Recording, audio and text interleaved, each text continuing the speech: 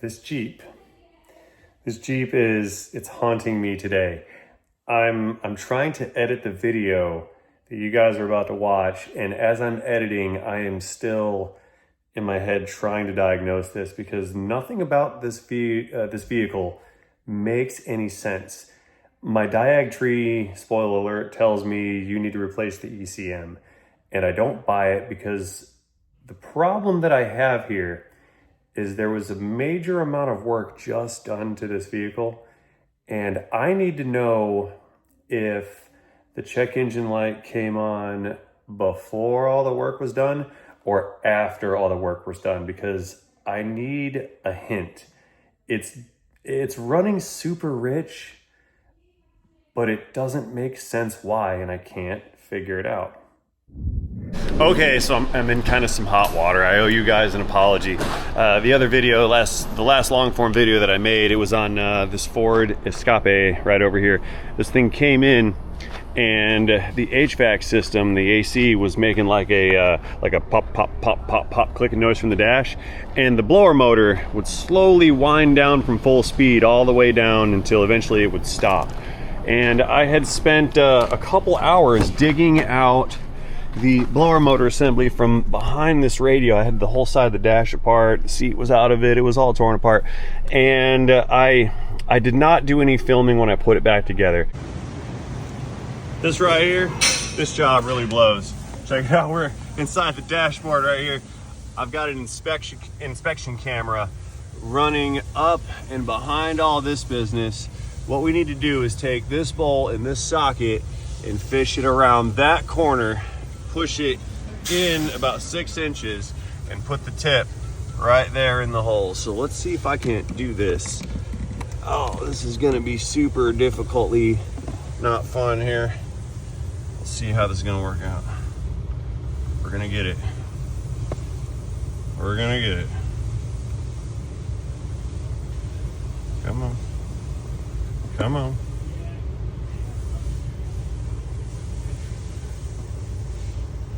Can't get it.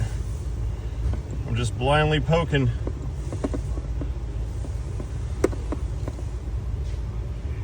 It's all backwards.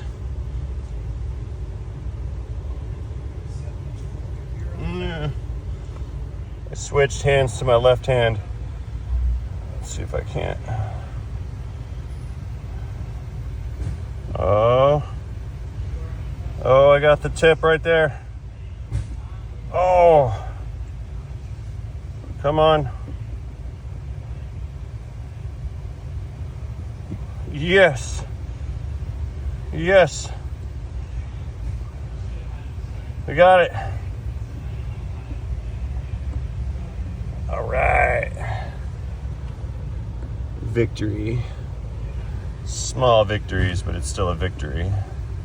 I left you guys with a horrible cliffhanger. I pulled the blower motor out, and the blower motor was it was running just fine out of the vehicle. I plugged it into a battery, and it just ran and ran and ran and ran and ran. It was no problem, which had me a little confused, and that's sort of where I cut the video off, and that was the cliffhanger. I ended up replacing the blower motor and the speed controller, and it stopped slowly speeding down, and the clicking noise went away. The clicking noise and that roo sound it was making, that was due to like a bearing issue. The issue is with those blower motors, those are I forget what they call them. I think it's called like a negative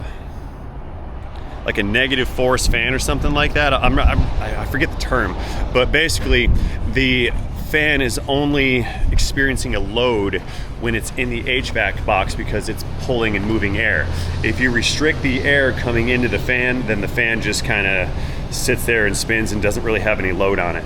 Because of that, when the motor was out of the vehicle and there was no load on the bearings, they just didn't make any noise. So I chucked a bearing in there and chucked a speed sensor or a speed controller in it, and the thing operates and works just fine. I did not film the reinstallation of the blower motor. Oh no, no.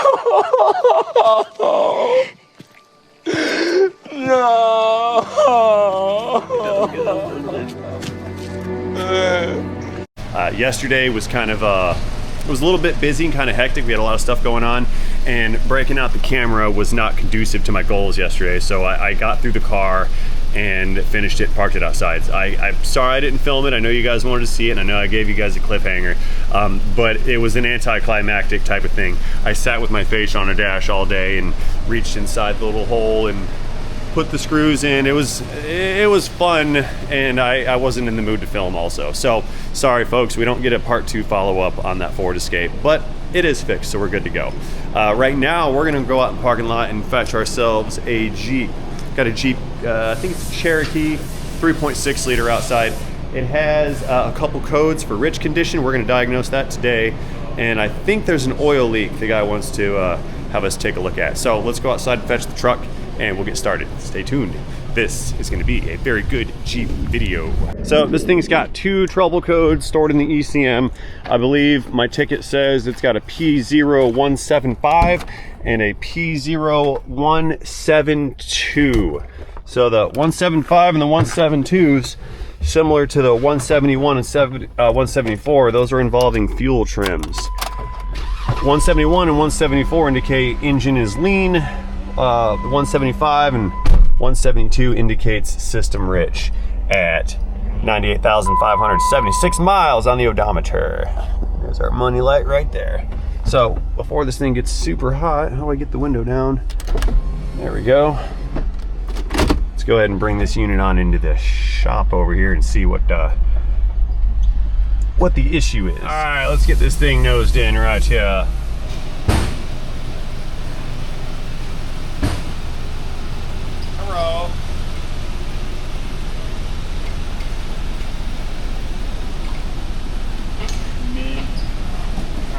Power this unit up.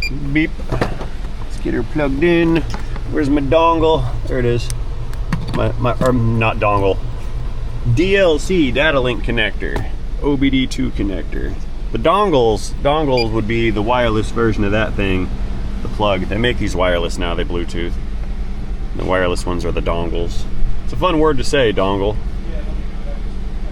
Anyway, let's get this thing to wake up. We've got a 15 Jeep Wrangler, 3.6 liter. 98,000 miles on the odometer, and we're going to go into the ECM. We're going to check on those codes real quick, see if there's any new ones, because I only went off of what was reported to me when we took it in. So we're going to get a full comprehensive code list. Codes, there we go. Then we're going to check out some data. Ooh, O2 sensor, sensor 2.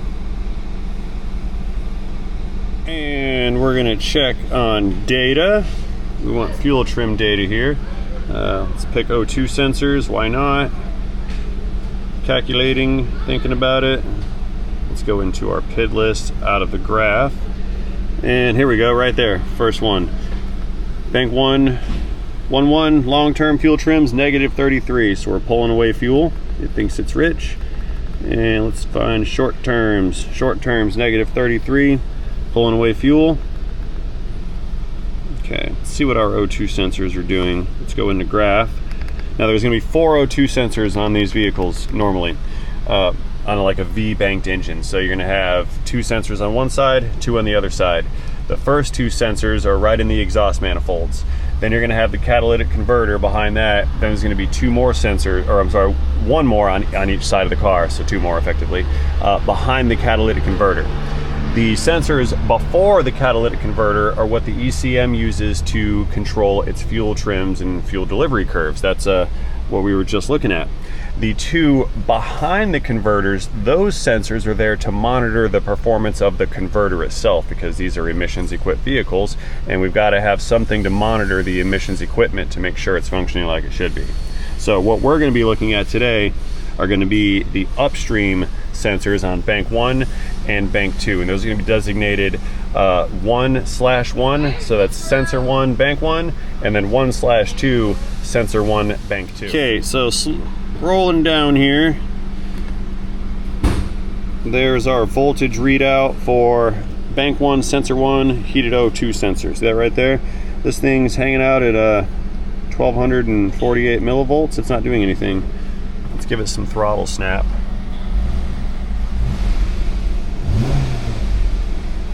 Oh, I'm dumb. That's the heater. Silly, right? That's the heater. I don't know what I was thinking. I'm sorry, guys. I'm misleading you. Here's some voltage. That's what I wanted. Bank 1 sensor, 102 sensor volts. Let's throw it some throttle.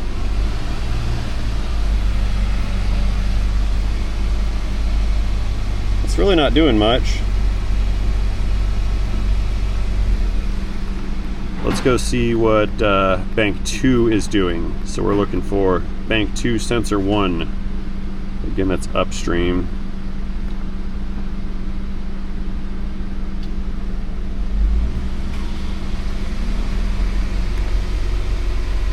That one's not doing much either. Let's let this come up to temp some. I don't think we're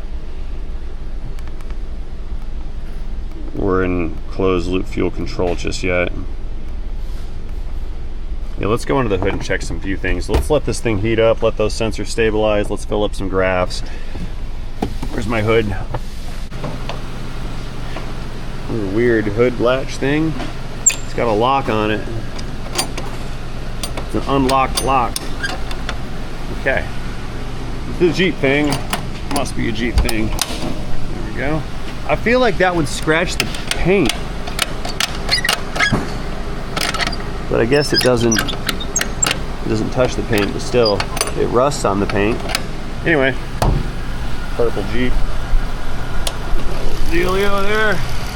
3.6 liters, and looky there. They've already put the Dorman oil cooler in it, the aluminum one, to keep the leak from happening. But this thing has a leak, so we need to check on that. So it looks to me like this is a recent repair job going on with this oil cooler thing. You see a lot of shiny down there. There's no dirt on it. So since I've concluded that someone has recently been here, witness marks on these bolts, let's kind of double check their work, because these codes and whatnot might have been caused by some kind of error during the original repair. There's also the engine cover missing. I don't know where that's at. Interesting. I'm not really seeing anything alarming just yet. It looks like everything's plugged in, all the vacuum lines. I don't hear a vacuum leak. Looks like PCV is connected out back. That's good. Some wiring. Yeah, that's fine. Everything kind of looks good so far.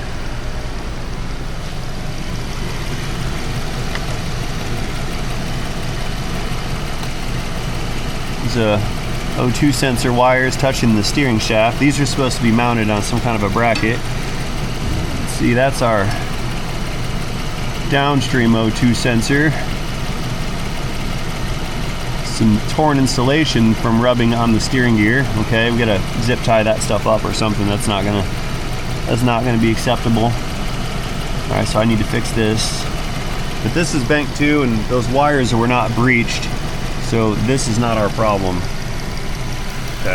Okay, let's do this. With the engine running, scan tool out here under the hood, I have, where is it? Short term, there's long term fuel trims. Let's pull up our fuel trims.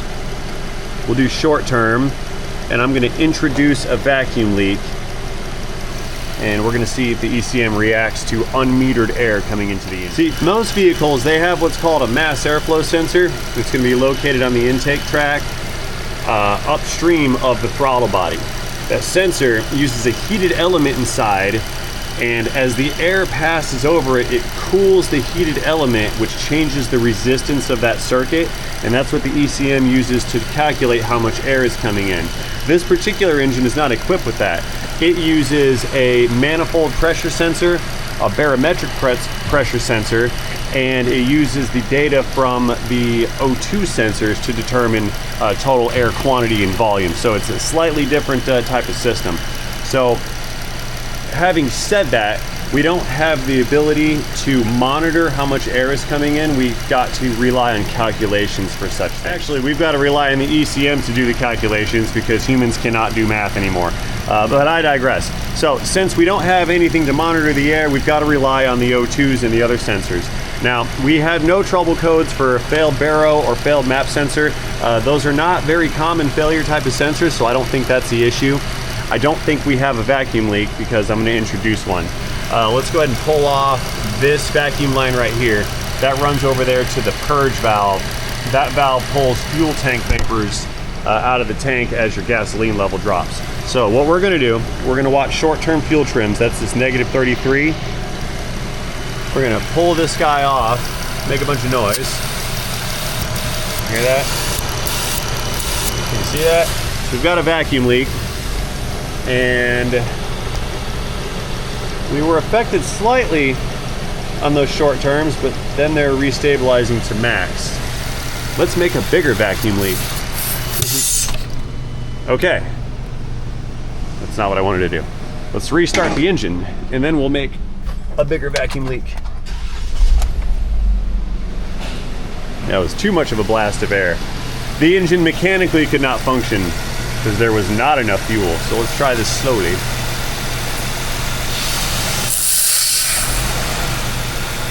See that? Put some air in. Stay running.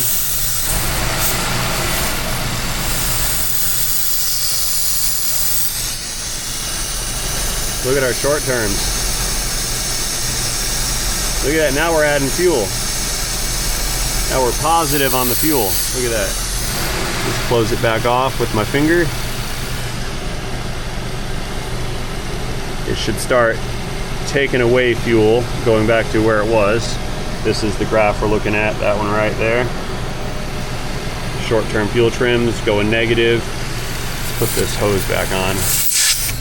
Oh, I killed it. No matter.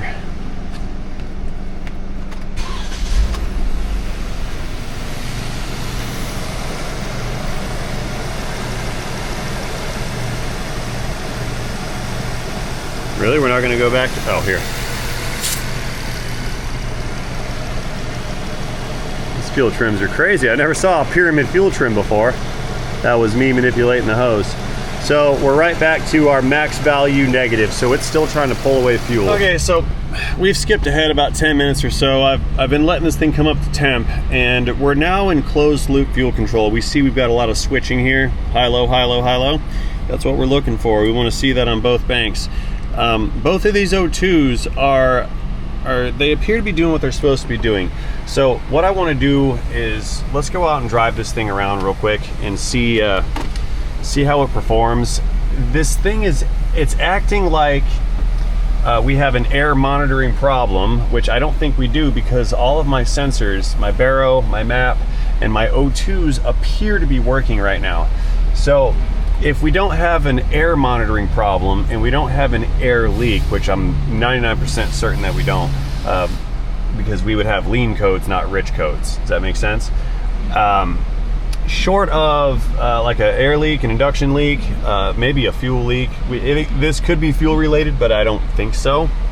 What I'm thinking is that perhaps we have a restriction either in the intake tract or more than likely the exhaust. So we can check the air filter and all that good stuff and make sure that the filter's good. You know, there's no towels in it or whatever. And if it's the exhaust, we'll have to pull like a catalytic converter off to take a look at it. The theory is the engine's actually not pulling in the air that it's looking for, or it can't push the air out after the combustion process has occurred. If it cannot push the air out, then there will be some exhaust gas left over in the cylinders, and it'll go through like a second burn as that piston comes back up for the next power stroke. Some of those exhaust gases will mix with the fresh stuff, so we have a fuel density rich mixture, hence the rich code, and then the ECM and the O2 sensors will see that and they'll try to pull back fuel. So we may end up with a restricted exhaust on this. Let's go drive it and see if we have like a reduction in power, which I don't really think we do. It sort of feels normal. But we'll see. We'll drive it and review the graph and see what it does. This thing definitely rides like a Jeep. It's all like whoosh, everywhere. It's the urban off-road vehicle. So what we're not going to do is pull out in front of traffic. Not even that white truck right there. You know why? Because we're driving a car and we're not sure about its running condition. So I don't want to floor it in front of moving traffics and potentially cause a traffic accident. Looks like they're stopping. Good. I was waiting for the guy behind me to honk. The door is open.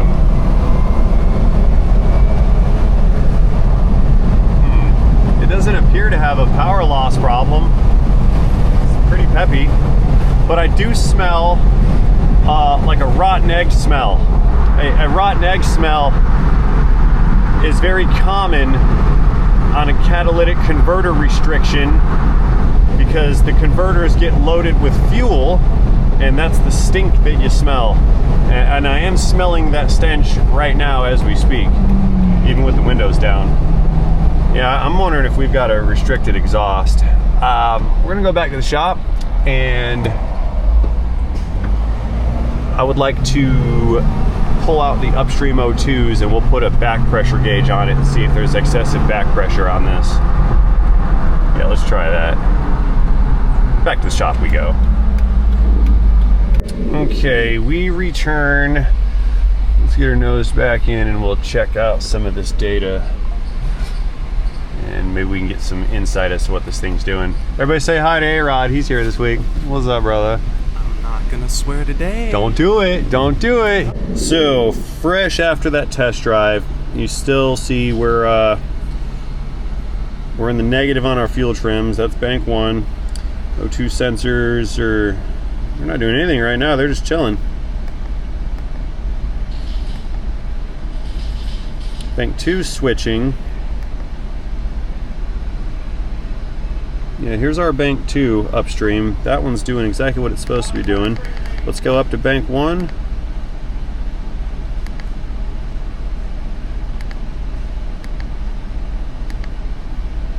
Yeah, bank 1's looking pretty good too.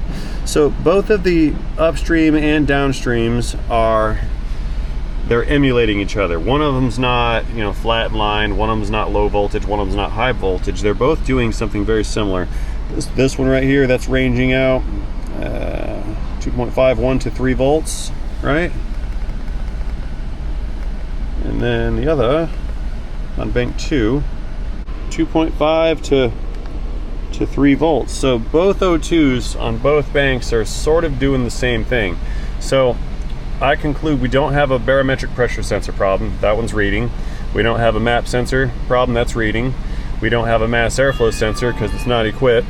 We do have a text message on the phone from the future, and both O2s appear to be working properly. So I'm gonna go ahead and lean towards the possibility of a catalytic converter restriction. So what we're gonna do, we're gonna pop out. I keep reaching down there for the hood latch. It's a Jeep, right? What we're going to do is pull out the easiest to reach O2 sensor, and I think it's gonna be bank 1 on this side. We're gonna pop that guy out, plug in an exhaust back pressure gauge, start the engine, and see if we have excessive back pressure on the exhaust system. And if we do, then we can take the exhaust off and take a look inside. Okay, so let's get prepped up in here. We're gonna pluck this O2 sensor out and get a back pressure reading. So there's our upstream. That's the cat converter down there, just past this steering shaft. See that? So what we need to do is get our disconnector right here. Oh, that connector's broken. Wonderful. And then this one, I'm just gonna disconnect it, get it out of the way. That's the downstream, the rear. Okay, I don't think this thing's ever been changed. It looks kind of crusty-ish. All right. So we have special sockets for such things. O2 sensor socket right here. See the slot in it? The slot's gonna fit over the wire and ultimately flank the sensor. Go around the sensor, see that? Can't see. There you go. Now I can engage that with a tool and crack that thing loose. Okay, extension coming in right here. Let's get that slipped on. Let's back up. I need to back this up a little bit. Zooming out, hold and tap to adjust zoom. I'm learning my camera. Ooh. my extension is twisting and torquing. Okay. Let's try this different angle. Okay, so I've got a different socket on there. It's a little taller to clear that section of the exhaust.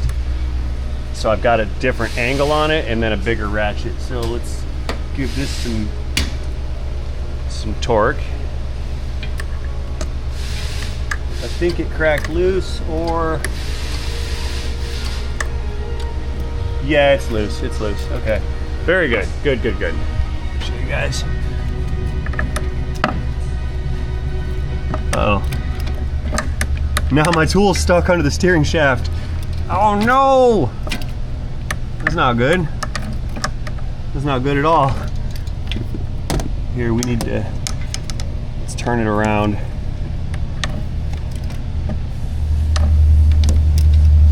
There we go.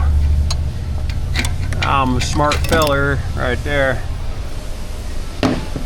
Better than being a, well, never mind.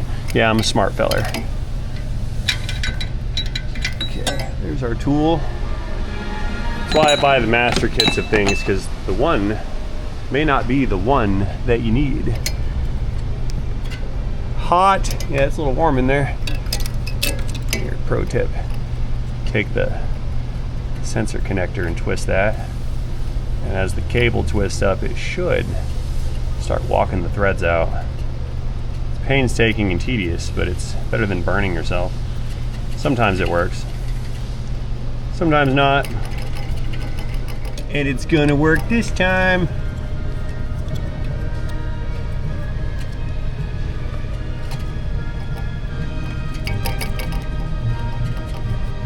Maybe I need to put some crayon in there. The blue towel for the win. We need the insulating properties of the fiber to protect from the heat transfer. And it's still hot. Ow! Okay, switching flanges. Let the other ones cool off. There we go. A little lean, aren't we? Uh-huh. Yeah, that's one sensor. So now,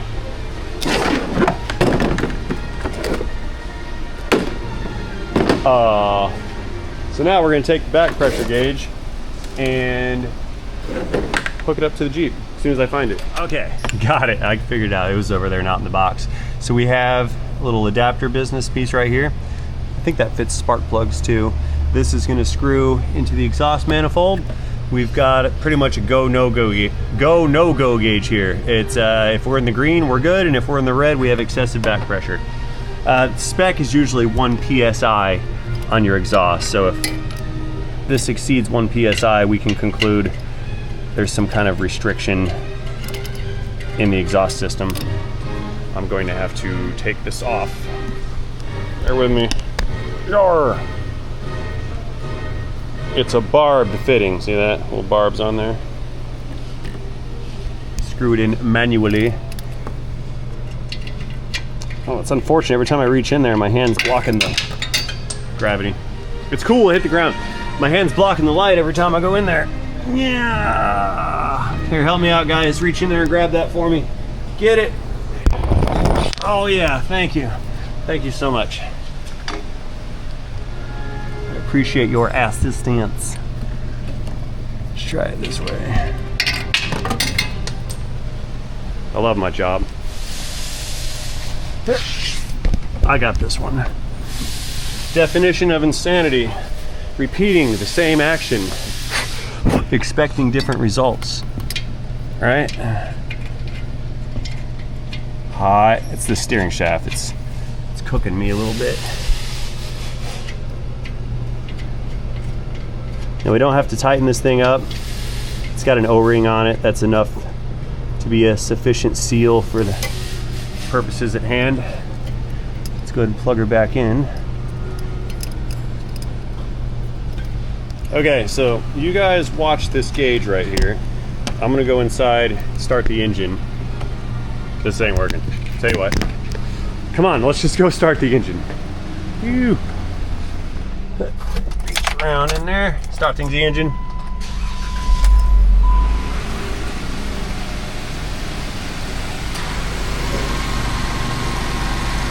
Now, Nah, that's like no back pressure. Okay.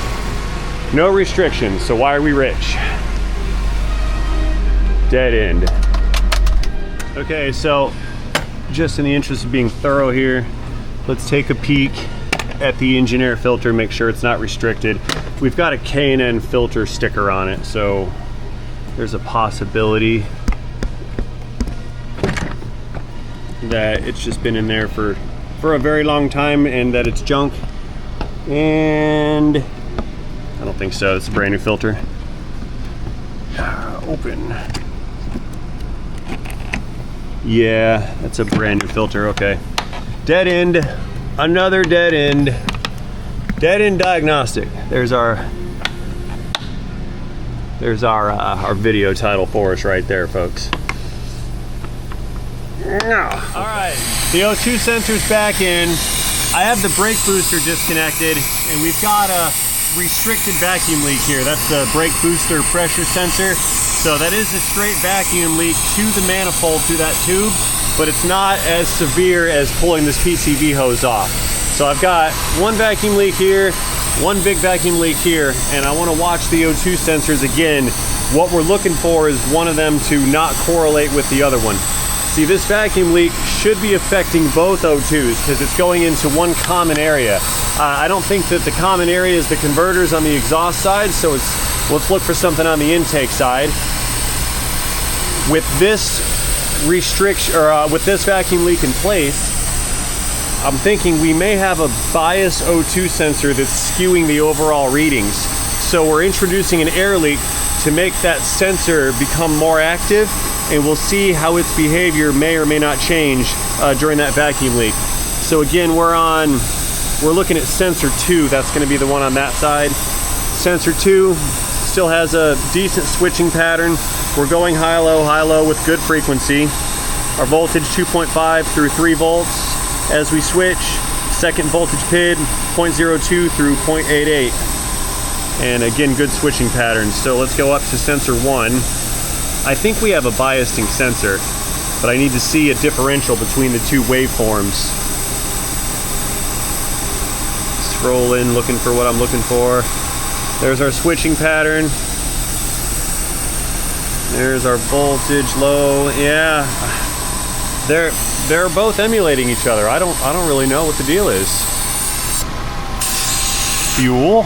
Do we have a fuel pressure problem here?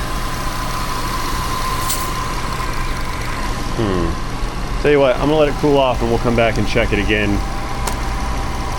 See if we can't get some changes out of this thing. Okay, a couple of things. I gotta backtrack some and make an error correction. I had some dyslexia regarding my numerals, and that is bank 1, this is bank 2. So everything I just said is still valid, but I got my 1s and my 2s backwards. Anyway, what I did is I was kind of just standing here staring at this, trying to troubleshoot a couple things, and I said, you know what? Let's just unplug this O2 sensor and see what happens. Now, this is the bank 2. We're gonna go ahead and disconnect that unit. It's gonna unplug for me, which it's not. Oh, there we go. So watch, we went open circuit, right? See that on the graph? But what I'm noticing is that when I plug this back in, and that graph will reflect it, when I plug it back in, this O2 sensor is no longer switching like it was previously. Here, you guys sit right there. We'll plug it in real quick. See that? We're in. We came down. Now this was the first disconnect that I made before I started filming this segment. This was after I plugged it in. This bank 2 sensor is not really doing anything. Let me try to... I can't back up my graph. Dang. Let's find the other side real quick and compare what the other side did when I disconnected that O2. Scrolling up, bear with me, I know there's a lot of button pressing here. So when I had this side disconnected, the other side didn't really care. See that? Its switching and graph properties remained relatively unchanged. So coming back down here to 2, sensor 2 upstream. Let's look at that graph one more time. Yeah, look. It did not come back to life after I disconnected it. See that? Let's do a shutdown real fast and a restart and see if that sensor decides to wake back up. The PCM could have chosen to disregard it since I did an engine shutdown, or I did not do an engine shutdown. Go back into my graph. Collecting, hurry up now. We've got a change in idle. We were looking at 2.1, remember? We're in closed loop again, idle's coming down.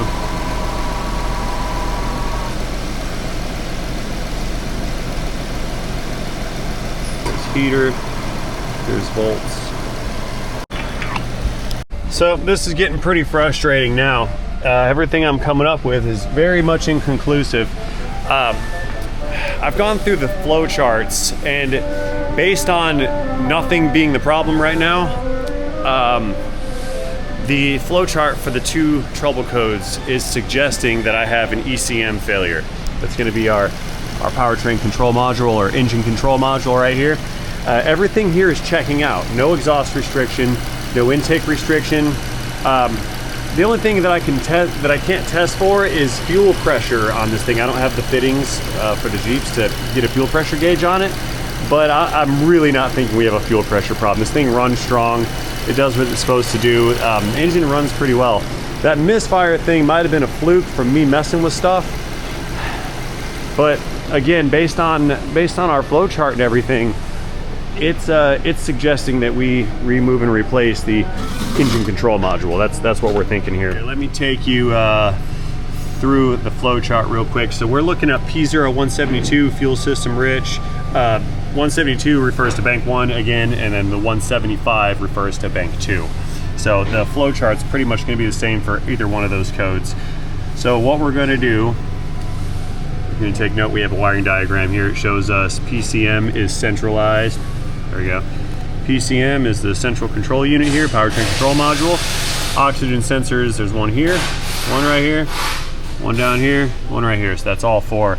They are all sharing a common ground, and they're all individually wired to the ECM itself. So that's not really helping us too much because we're not checking for circuit problems, because we know the circuits are good because we're seeing the data on the scan tool. So let's see what we can come up with here. So we've got the qualifiers to check for monitor conditions, things up to temp, battery's good, all that stuff checks out.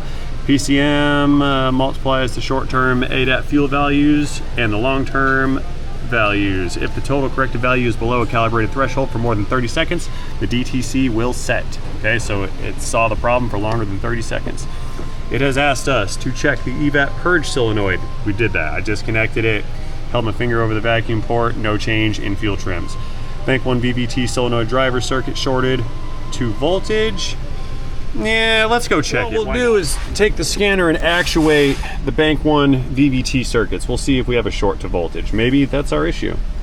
So we'll go and seize command of that system. Functional test. Negative response. Cannot started due to not testing conditions correct. Okay, whatever. Let's shut it off.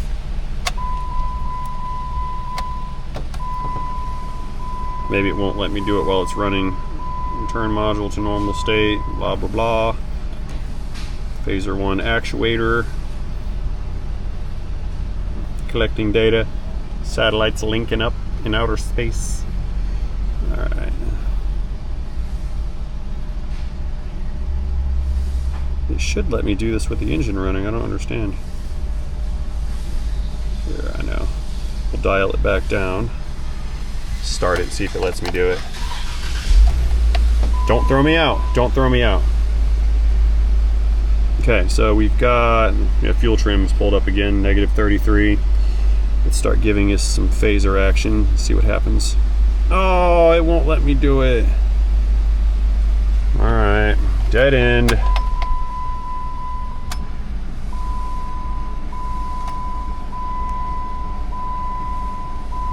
It's nonsense. I mean, I guess we can visually look at the phaser connector and see if it's damaged. Yeah, I should be able to actuate that phaser while the thing's running. Yep. Dead end again. Another dead end. Powering down. Okay, so unable to test VVT solenoid. I don't think we got a short in the solenoid because we would have a circuit low code if we had a short in the solenoid. Additionally, there's a line on here saying to repair any VVT related faults before trying to diagnose fuel trim faults. So we're gonna move on.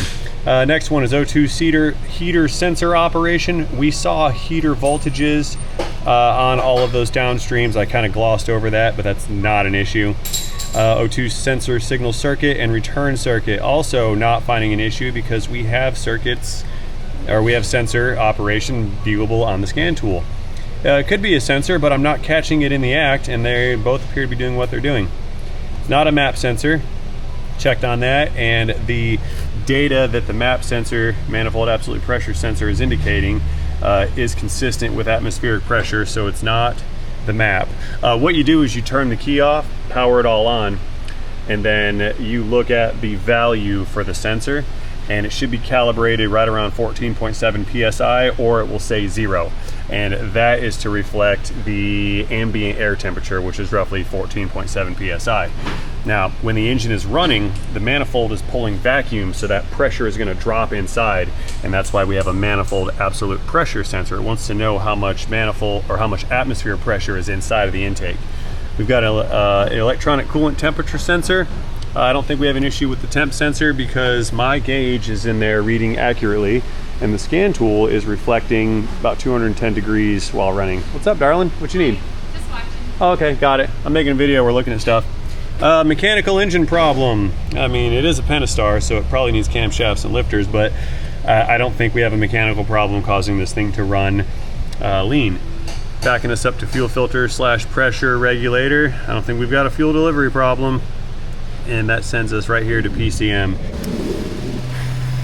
Okay, so here's my rule of thumb when my diag tells me it's ECM time.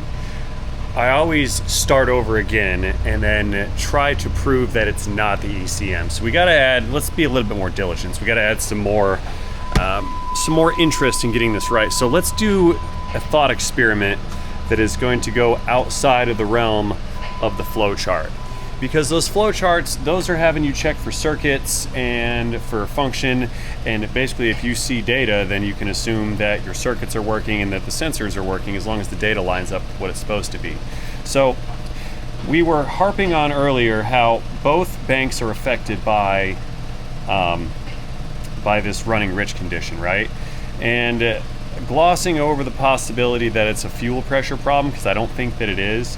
And I'm assuming that when the last people were in here, they did not replace the fuel injectors with like some cheapo Amazon ones. A lot of times some folks, like DUI folks, they're gonna like just start changing everything inside of there. They get the Rock Auto syndrome, where as they're going through Rock Auto buying parts, they start buying everything. And then you get an entire UPS truck full of stuff that comes in, and you just throw all those parts on at one time, and then next thing you know, you've got problems going on. So I'm going to assume that we did not put fuel injectors in this because I would want to kind of hyper focus on injectors before ECMs, but glossing past the possibility it's got some Chinesium fuel injectors, let's go back to what monitors the air that comes in. Now we know there's no mass airflow, we got a map and a baro, and you got your O2 sensors. Both of those O2s, they seem to be working. They're doing what they're supposed to be, they're switching. I think that's okay. We don't have a clogged cat, but we had glossed over the map sensor earlier. That's the one that takes the pressure, atmosphere pressure, and that's the one that monitors atmosphere pressure inside of the manifold. We talked about that earlier. That's the unit right there. So I'm gonna pull up map sensor, LMNOP. C is for cookie, that's good enough for me. Oh, cookie starts with C. We're too far past it. We're gonna pull up the map sensor data, and we're gonna take a look at this. So we see map is listed in vacuum under PSI. With the engine off, it's showing us 0. So this is calibrated to 0, not 14.7 which would be absolute 0. Let's just verify that the key's still on, and it is. Okay, here's what I want to do. We know that key on, engine off, this sensor right here is giving us 0 volts, okay? Or 0 PSI. So with this thing removed from the manifold, to no surprise, we're still at 0 PSI, right? So let's plug this hole with something, start the engine, and see if there's any kind of change out of that map sensor. Here, we can just stick this little finger condom in there, and that should be sufficient to seal off a little bit of vacuum. So, taking a look at our map, we're still reading 0. Keys on, engine's off. So that sensor may not be active right now with the engine off. Let's start it.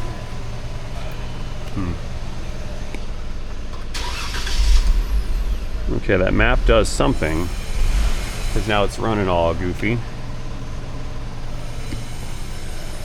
I'd like it to run. I want to see what the value is with the sensor connected.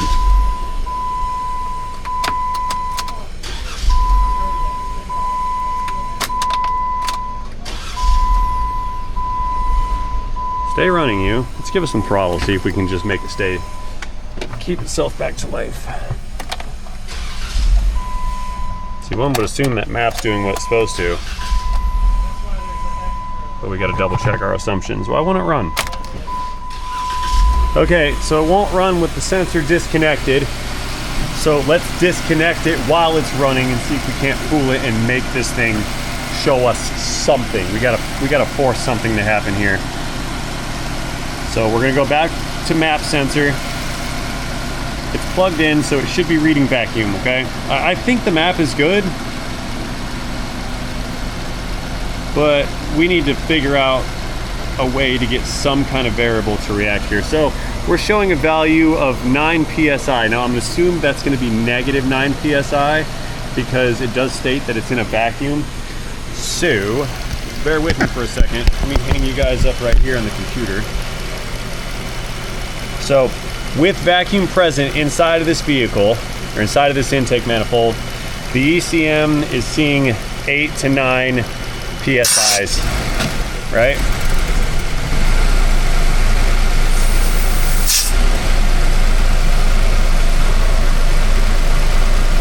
Okay.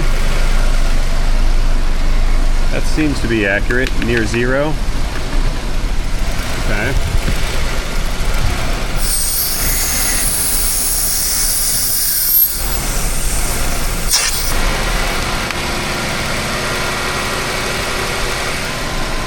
Back to 9 again.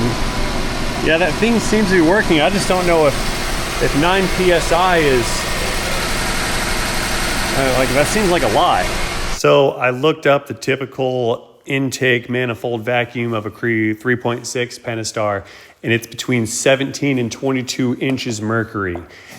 That converted into pounds per square inch comes up with a right around 9 PSI. So that measurement is in fact accurate. Let's open the throttle some with a vacuum leak and see if our map PSI changes. We're going to create this vacuum leak right here. We should see this pressure fall, right?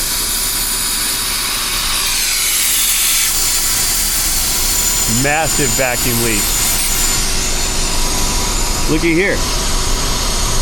It didn't change. Let's plug it back up. Yeah.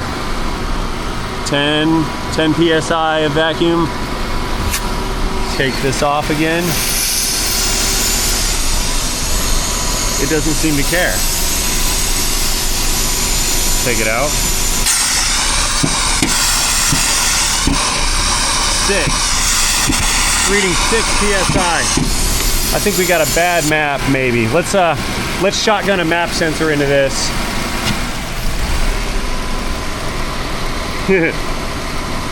Oh, look. Maybe it is a bad ECM. Map sensor's disconnected. It's still reading map pressure. So either this sensor right here is always not reading. Yeah, it doesn't seem to care. So it's either always not reading or it's wildly inaccurate. Let's try to do a restart with the map disconnected. All right, it's running again. No map sensor connected. Maybe this is a variable we're looking for here. And I'm overthinking it. Let's scroll it back up to the M's. Skims, purges, purge flows, purge flow skims, oils, MDS. Airflow calculated. Knock sensor, map value. Look at that, 9. It's reading 9. PSI, 8 to 9. Disconnected. I think we got a lazy map sensor here. I really do. So the ECM's detecting that it's there, but it's actually not giving any information. I'm gonna throw one in there. These things are kind of cheap. We're gonna shotgun a map sensor into this and see if fuel trims change. It's got to be something simple. When you can't figure something out, you got to take yourself a good step back and find the simple thing. It's got to be something simple that's being overlooked. Okay, I have my new map sensor here, and no, it does not have its own special flag. So let's pop this guy in. So we're installing a new map sensor for sure now. It's supposed to twist. We need some lubricant on the O-ring. Penetrating oil. That'll do.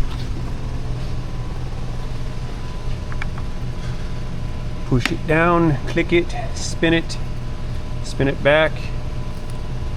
It's not working. Plug it. Okay, that's in. Now let's see what happens. Key off, key on, starting. Pull up our data and see what our map value says.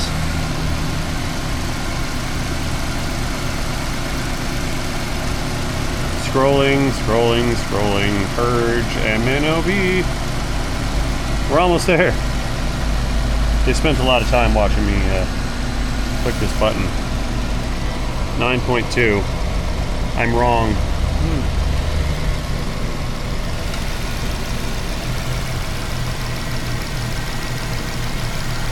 I'm out.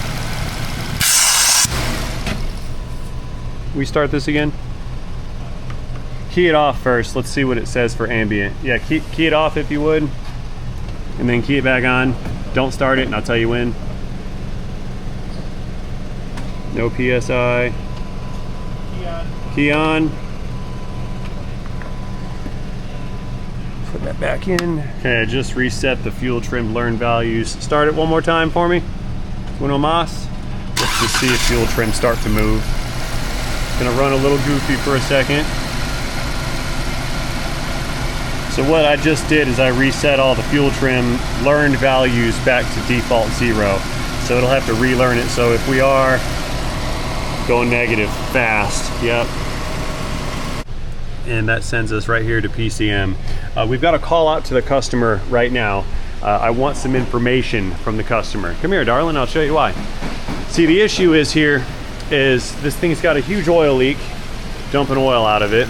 The engine oil pan has a fresh bead of silicone around it, so someone has recently been there. This has been replaced. Somebody's recently been there. That's been removed. These valve covers have been removed. It's all been apart. So I need to know, did this vehicle have those 172 and 175 codes before they had all this work done? Or did they have all this work done, then the code showed up, which would suggest to me that something during that operation caused the failure? I need some more information before I can actually diagnose, because I'd hate to sell this guy an ECM and then come to find out it happened 2 days after they put the parts in, and then we take it all apart later on and find out it's got a pinched wire under the intake manifold or something. So I need some more information before we can continue. I'm putting this one on the back burner until the customer calls us back. Did you call him today already? A couple times, yes. Couple times? Yeah, no answer? No. Okay. He's probably at work. Well, I mean, I'm at work too. So This one is all done for right now. I have 0 conclusive results on this diagnosis. What an epic fail. So guys, I'll let you know, I'll update you once we get some word from the customer and I can figure out some direction. We'll go from there and we'll figure out what exactly is causing this engine to run super duper rich. So that being said, I'm hanging up, I'm closing it out. I've got no more video on this particular car for the day. We've got a meeting to get to at 2 p.m. 2 o'clock, it's pretty soon. So we're out of here. Thank you guys for watching. See you on the next one. Sorry for the inconclusion, but it is what it is. You can't win them all.